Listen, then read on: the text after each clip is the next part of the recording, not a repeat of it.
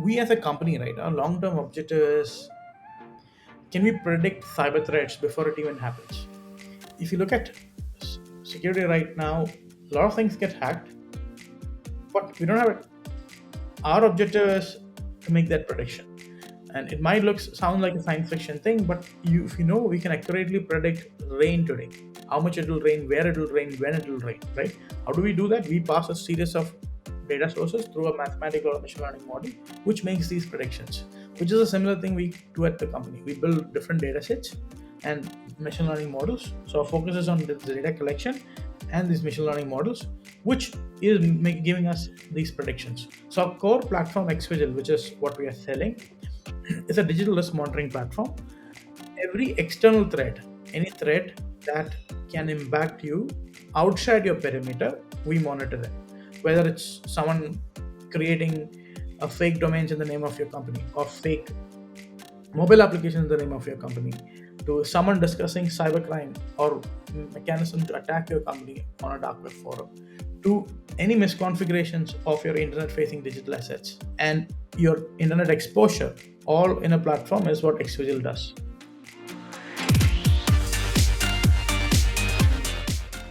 Dear listeners, this is your host Siddharth Aluwalia, founder of 100x Entrepreneur Podcast. Before we begin, I would like to thank our sponsors, Prime Venture Partners.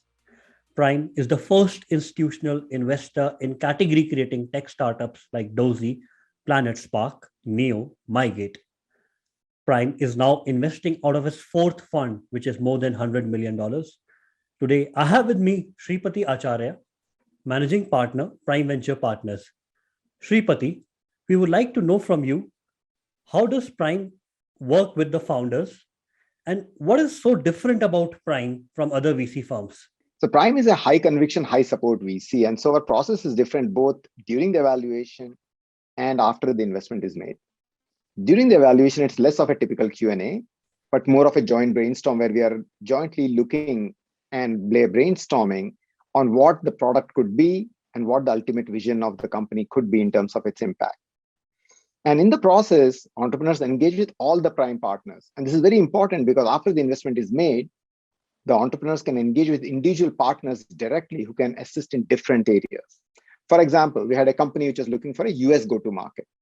And there, we helped the company directly connect with prominent Valley angels and get an investment from prominent VCs there so that they could not only get an investor base, but also develop an ecosystem partnership in the US, which was very helpful to the company. So in that fashion, the engagement is both deeper and more intimate with the founders once we have entered the company. Thank you, Shripati. Dear listeners, let's dive directly into the podcast now. Today, I have with me a founder who is a very good friend of mine, and he has built one of the top cyber intelligence companies from India. Rahul Sasi, founder of CloudSEK. CloudSEK is one of India's top cyber intelligence platforms, which gives intelligence on cyber threats to all B2C, business to consumer facing internet firms. Rahul, welcome to the podcast. Hey, thanks, Siddharth. Thanks a lot for having me here. So, Rahul, first of all, 100x Entrepreneur Fund is really privileged and grateful to be a part of CloudSEK's journey. It's amazing what you have built in the last 5 years, and I can't fathom, right, what it took you, and what are sacrifices made on this journey. So, would like to start with, your background before starting CloudSEK. Where did you grow up? Where did you study? And what got you introduced and interested into cybersecurity? Yeah. First of all, Siddharth, thanks a lot for supporting us, via the fund. Appreciate that. About me, I've been always into cybersecurity. And the reason I was always into cybersecurity is I joined engineering with the aspiration of doing cool things. I joined computer science engineering, and as any kid, I wanted to do really cool things. That's why we joined engineering. But then I understood in engineering that, well, we're kind of far behind uh, where the state of the art is. So anyway, I got access to internet at that point of time because this is 2006. That's when I actually got access to internet. Once I got access to internet, all till that particular time, I always felt that I was I didn't belong anywhere, right? I mean, what is my identity in the world was kind of a bit of a confusion. But when I got access to the internet and I got access and I saw the cybersecurity community, I kind of understood that this is where I belonged. And the reason is this is one community that kind of takes no for an answer, right? They always find a way to, whether it's bypassing a, a security system or finding an innovative way to, do something with security. They always, you know, they always stood in front of it. And then the community approach, right? That sharing and learning kind of all motivated. And I felt that this is where I belonged. So once I understood that, I started contributing back to the community. And so all throughout my college life, you could see a lot of papers, course, etc., etc., getting published. But when I reached my seventh semester, there was a startup who was observing all these things. The startup was eyesight, by the way, which is later got acquired by FireEye. Now it's Mandiant. Today it is getting acquired by Google. But anyways, so this startup was observing the work I was doing. They kind of invited me for an internship, which is 6 months. But my college was like, you can't go for a 6 months internship, because you have to be in campus. And this is back in 2009, right? And but then I understood that, well, see, this is, I figured out what I want to do with my life, you know and this is what I want to do with my life. So why spend another 6 months in college just to get an engineering degree, right? Just a piece of paper. I mean, knowledge is you could get knowledge from anywhere, and then this is the application of knowledge which is going to happen when you have work. So I spent a week thinking, and I quit engineering, went work for the startup. During this time, that's began between 2010 and 2015. Worked for three companies. One was this eyesight, like which is eyesight, which is getting acquired by Google Cloud. The other one was Citrix. But while working for these companies, what I did is I continued publishing papers back to the community. So this got a lot of international attention. People from conferences on the other world started inviting me to their country. So I got the opportunity to travel to almost 22 plus countries free of cost, right? Meeting them, interacting with them. So every conference I go, there is a startup booth. And the startup booth, I was very curious. I used to go to all these startup booths, pick a brochure so I could read more about them. Um, but every time I go to a conference booth, I understood one thing. All these startups are from the US, UK, Israel, but there's always an Asian guy in the booth, which made me think, why do people have to leave their country to build these good companies? Why can't you do it here? That thought got into my head in 2014. 2015, I was at Citrix. In fact, I was the first guy to get hired in Citrix without an engineering degree. Things were really good. But then I understood that, well, this is what I would want to do now, go build something, and see if we can get it adopted by the world. So that is how we founded CloudSEK. Founded the company in 2015. I mean, the first 3 years were bootstrapped. It was just me and then a bunch of people the people are still with me right now. But we were just bootstrapping, and the idea was, can we build a company without funding, right? Um, with limited support, can we build it out? That's kind of an aspiration, because I've read about all the other businesses that has come up. And if you look at businesses in 90s, 80s, etc., etc., they were the venture capital funding system was not there. It was like a proper business coming up, right?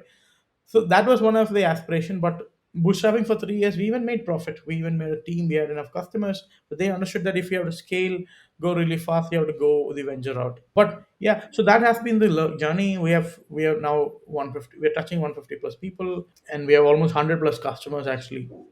So yeah. Got it. And Rahul, can you also share, the current ARR of CloudSEK? Yeah, so we crossed two, right, ARR. But if you look at the ACV, we are at somewhere more than that. You are at 2.5 plus ACV.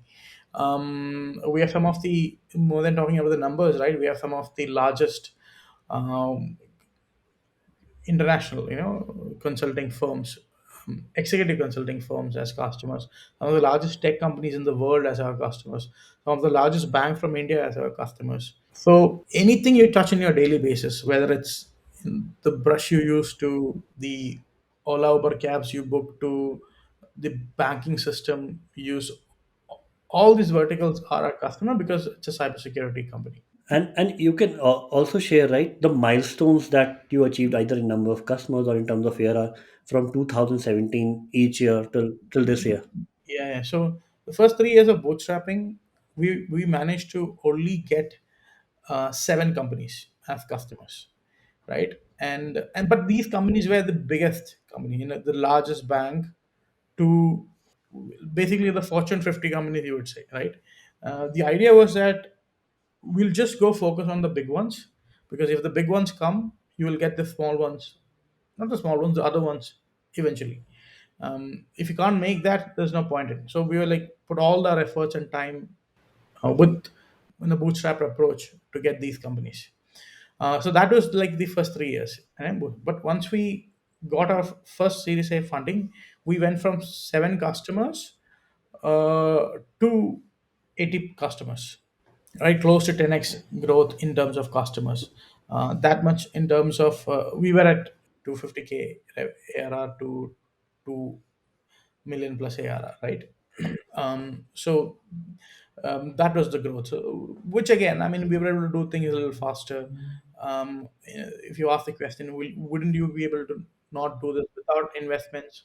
From what I've learned in that time frame, you have to wait for the money to hit your bank, and then you have to use that money, spend that money. But that approach made, I would say, us wiser, right? Now when we spend, we know where to spend. We spend on things only which is going to be beneficial for our customers. We don't spend on other things. We don't spend a lot of money on We didn't spend a lot of money to reach 80 customers on marketing. We don't have a marketing team at all in the company, right? That was a very organic growth.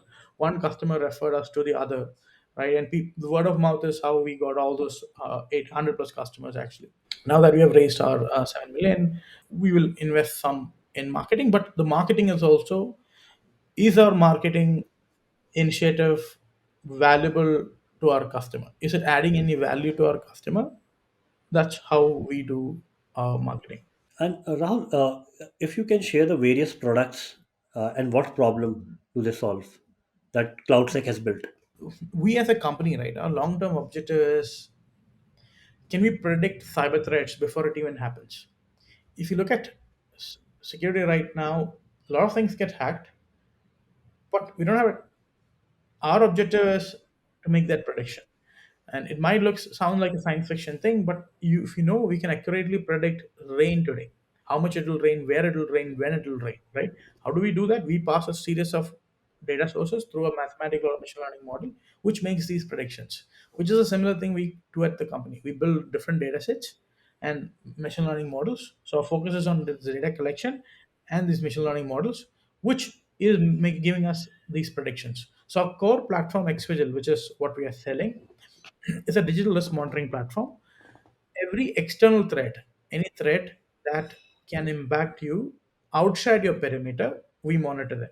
Whether it's someone creating a fake domains in the name of your company, or fake mobile application in the name of your company, to someone discussing cybercrime or mechanism to attack your company on a dark web forum, to any misconfigurations of your internet facing digital assets and your internet exposure, all in a platform, is what XVigil does. And that's what our enterprise platform is. But on the other end, and by the way, what XVigil does is we can monitor all these different data sources, filter them through a machine learning system, and trigger alerts. So you would get intelligence, you will get information on what is going to happen or what is happening about you, which you don't have otherwise visibility with XVigil. But with Bivigil, what we have done is we have put all of our data sources in a searchable manner. So you can go search on Bivigil. It's a free platform. You can put a company name and it'll list you all the threats in infrastructure, just in infrastructure related, right? And it's free. So if you want to just get, if you're a app first company, you can go search your app name and it'll give you all the security scores of the app, mobile apps. Same you can do with your web apps, and that's free. So the model is, you know, we are obviously trying to make the community use the free version, and from the free version, people now pivot to the XVGL, because XVGL you don't have to on a daily basis enter any keywords, but with XVGL you can set a predefined set of keywords. It'll automatically monitor all the threads and alert you proactively. And can you share, right, how has the industry responded to these products, right, when you first launched, and how has these products grown over the years? Yeah. So XVGL was a very, like I said, right, it was a word of mouth sort of thing, right? We got the first customer. The customer told this to 10 of their vendors. From there, it was like growing in a gradual pace. But with Bivigil, the growth was, it's kind of like crazy, by the way, right? I mean, when we launched, we had almost 5,000 apps, data sets, and almost 100 plus users, right? Every month, that user base and the number of apps which are getting scanned is at a 2x rate, right? So today we have 500,000 apps scanned, and we have almost 5,000 plus corporate users on the platform, right? And we are expecting this to touch a lakh users, 100K users in total, and we would expect that to have almost 10,000 plus corporate users signed up to the platform. And can you share with the listeners what is dark web and why, what is the threat to these companies from dark web or the information leaked on dark web, and who leaks this information? Okay, first of all, dark web is an internet inside the internet, which is created. It is built on top of a Tor network. Tor is a privacy. It's like a VPN, by the way. Just to put it. Tor is a VPN inside the network where everyone who is connected to the Tor network are anonymized. So you don't know who is connecting to that particular network. You can't. So whatever they post, whatever they write, you will never be able to know the original identity. That's a Tor network. On top of the Tor network, and it is built for anonymity, right? It is not built for anything bad. But on top of the Tor network came forums and communities where illegal trades happen. So, so what this trade happens is, well, there are good hackers and there are bad hackers. The hackers, when they get access to your information, your infrastructure, they will download some of those data and put that data for sale in different marketplaces. So there's an Amazon sort of marketplace inside the dark web. Exactly, like you can go shop. You might be able to shop your competitors' data. You might be able to you might be able to search all the drivers of Uber. Someone would have hacked all drivers of Uber, and then they would put for sale anything, driver list of Uber for $10,000, right? Or they will come say, well, this is the username and password to a large bank's Swift server. Swift server is where you make transactions. This is the access to that Swift server, and you can buy it for a regular price. Or they'll be selling a marketplace with every stolen credit cards. Because the thing is that the people who hack it don't directly use it unless you are a government entity. The other hackers, what they do is they put that data for sale so that someone else is actually utilizing it. And we published enormous reports where we call data brokers. Data brokers are the people who collect these data, and their full-time business is brokerage, right? Um, and if you look at this space, and the space has been there for very long, right? I mean, back in 2010, Bitcoin, the trade of Bitcoin primarily was in these dark web market, and it evolved to where it is because uh, that is where it all started. So so one of our product capability is tell our customers whether anything which is related to them, their digital assets, their infrastructure data, their documents are being sold on the dark web. And that is just what 15% of our capability, right? We have capability to bring in or look at data from any data source, whether it's dark web, whether it's surface web, whether it's deep web, whether it's network logs, any textual information. We have the capability to analyze and then give our customers actionable insights. And Rahul, if you can share in your journey to reach currently, right, 2.5 mil of ARR, what has been the biggest challenges, either from building team or building product or raising funding? Hiring will always be a bigger challenge, right? I mean, again, so it is very simple. Okay, so there are three things: speed, quality, and money, right? Well, you can't have all three together at the same time. If your focus is on speed, you will suffer in quality as well as money. If your focus is on money, you will lose the other two, right? In our perspective, see, what we are building, the technology has to be relevant 10 years down the line as well, right? That's how we are building. We're not building something which becomes pointless, right, in a couple of years. and our ability to predict these threats will become very, very relevant, and it's only going to get relevant every year passes. So our quality part is very important, right? And quality is directly tied up with the quality of people you bring in to build the technology. And that has always been a challenge. But again, if you just compromise on quality, it becomes very fast. You can just add ton of people. um, but that I would say was the biggest challenge. So even if let's say we have 20 million more, right? This would still be the challenge. And what have been the other challenges besides hiring the right set of people in your journey? See, I mean, the hiring part is very tricky, right? You will never be able to. Okay, is there anyone in the world who can, at 95% accuracy, do the right hiring? No. Okay, you will always get better at it, right? You will get better at it. But this is one field, irrespective of how good you are, you will make a mistake. But that's not the same case with many other fields. You always get better, and the chances of you making a mistake comes down. But when it comes to people, you can still make that mistake. Um, I would say, when it comes to sales hiring, right? References are very important. This might not be applicable for engineers. Engineers, you can evaluate him with the code and then do an aptitude test, and then well, you're sorted. But sales folks, you're not, qualifying. You can't qualify them with an interview, which is why a good reference is important, right? That's one of the biggest learnings I had in terms of in terms of hiring good people, right? One of the things and one of the questions I always ask is, if you are in a party, right? um, Describe your work. Assume that you're in a party with 20 other people, and you're speaking, right? And you have to speak your work in an exciting way. So basically, I'm trying to pull out from the candidate what exciting thing he has done, right? If you've done exciting things, you will be able to speak about that in a party, right? That I did this way, and there'll be a lot of clarity in those, depth in those, right? You will be easily able to spot whether he or she is taking up someone's else work and then projecting it as his, right? So the clarity and depth is then what I would look for, and the passion in which he achieved those things. For instance, I was hiring for this technical writer, right? The technical writer worked for one of the large firms, and she was saying that, well, I was given the task to do the technical writing of this product, and I created the whole document. But while creating the document, I also studied UX and UI.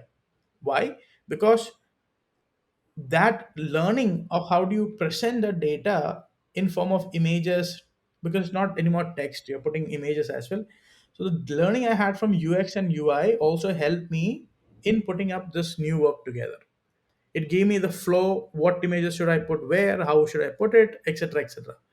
Now you see, that's a unique or a different way of doing a job. You can still do the job the same way every day, or you can always figure out a better way of doing that job every day. The second kind of people are the ones who are very passionate. They'll always figure out new ways of doing things.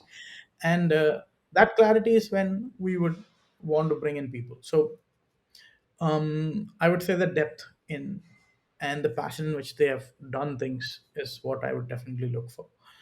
Yeah, and in the last but not the least, it's not about having the best people. It's not like you just go hire the top 20 players in the world and bring them into a team. It's very simple. Like, how do you put a football team together? Let's say if Messi and Ronaldo and all the other top 10 players are playing for one team, that team is not going to fly. The job of putting together a team is identifying complementary skill sets, right?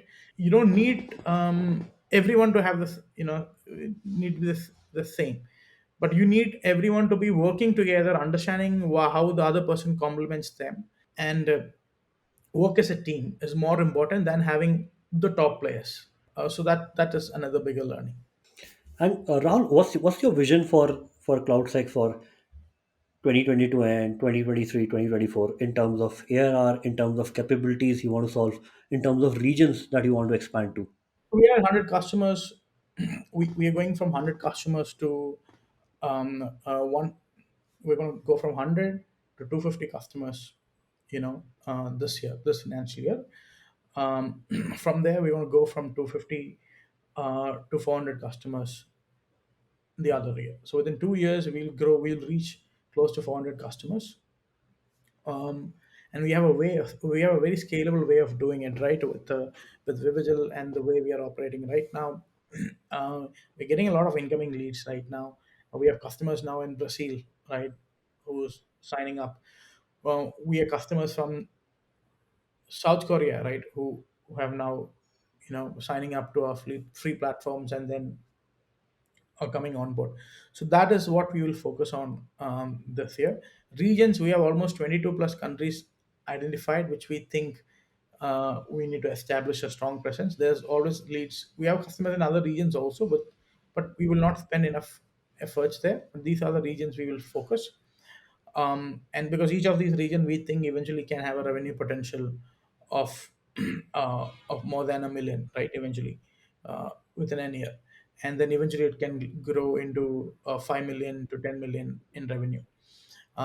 So that is how we have identified these regions, and that's how we'll be executing. Got it. And Rahul, in your fundraising journey, right, the people you brought in during the journey, the funds that you brought in, right, what were the synergies that you were looking for, and what value add do you think that few of them or each one of them added during the journey? This is especially for entrepreneurs who are listening from the point of view of fundraising and learning from your journey from that. Yeah, so this is very important, right? I mean, more than the fund, who is on the board is very important. That's one.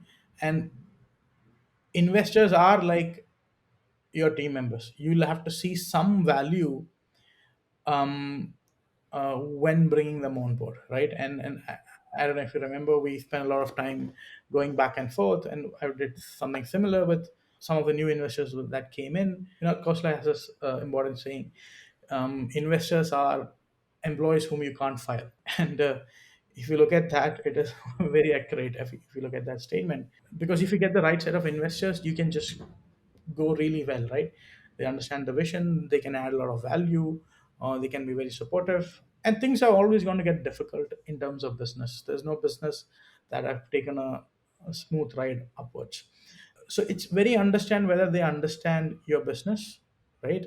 And are they ready to support? For instance, one of my angels, even participated in the Series A round, right? Angel, we had a pre-series A round, and then the series A round they participated. They were like, we are ready to support you throughout the journey because we like what you're doing, right? So this kind of creates a very exciting set of people whom you're going to work with, and the org culture also can be driven that way with having the right set of investors.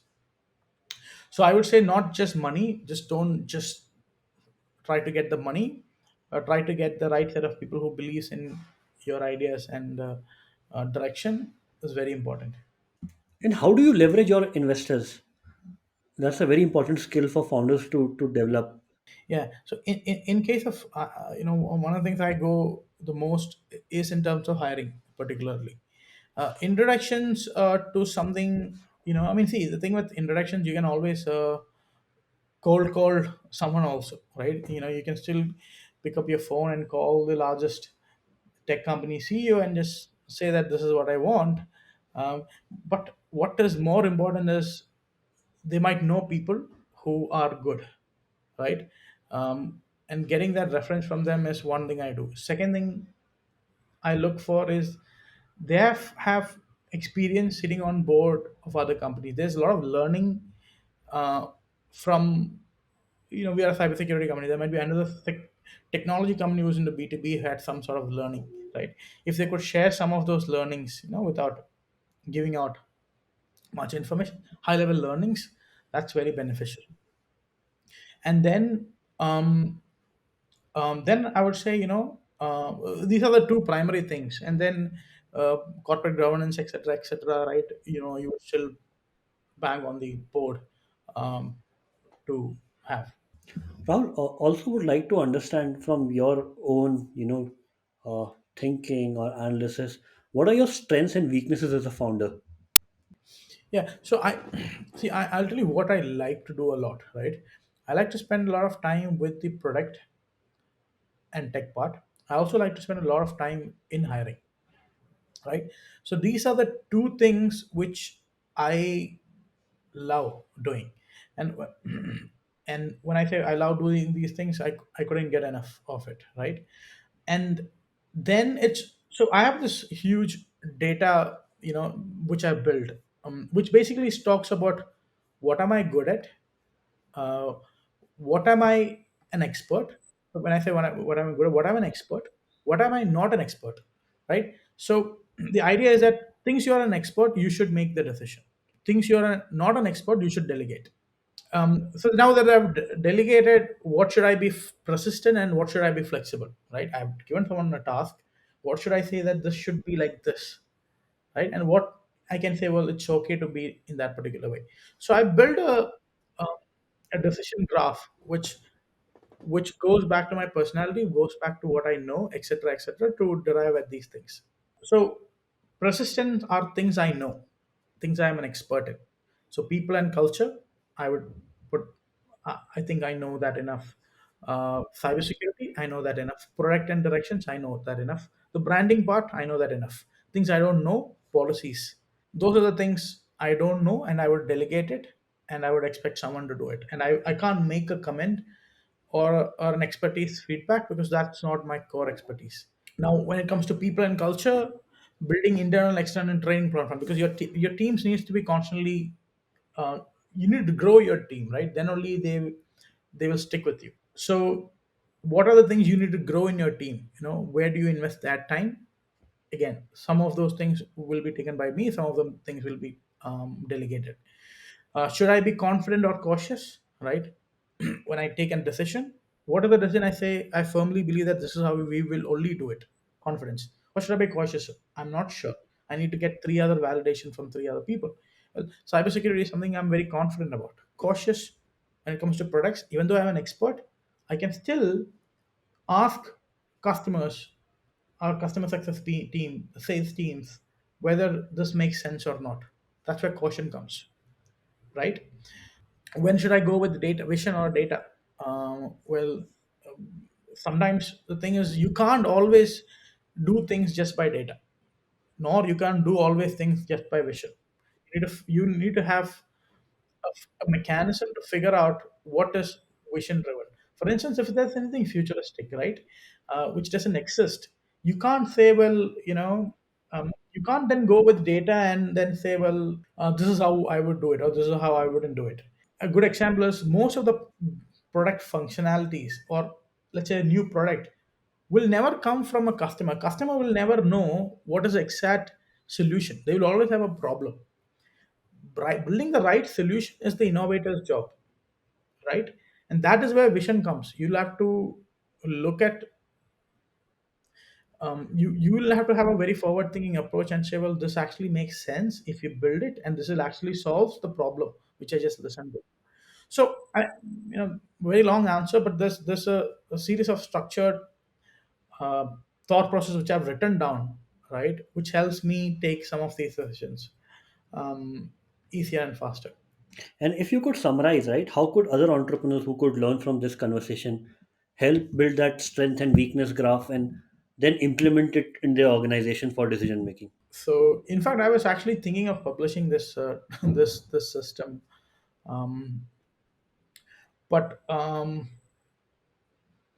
would I? No, but the point I'm trying to make is this system of decision making is very important. You need to document it because you are going to always be stuck.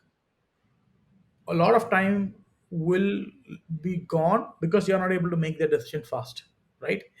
Once you have written these down, you're very clear on your decisions, and you can make those quick decisions, right? And which is very important in a startup. If you're just spending many days to make a decision, then you're not a fast moving startup. So having this organized, put it down together as a doc would be very uh, very simple thing, right? Should I take risk with something, or should I minimize risk? What is that one thing should I take a higher risk? Well, you can take a higher risk in terms of a product functionality, but you can't take a high risk in terms of a hiring. You can have more engineers in your team because they are always building new things. So even if you spend a lot of money there, it still gives you long term. So should I? How do I decide what is my long term and my short term investments?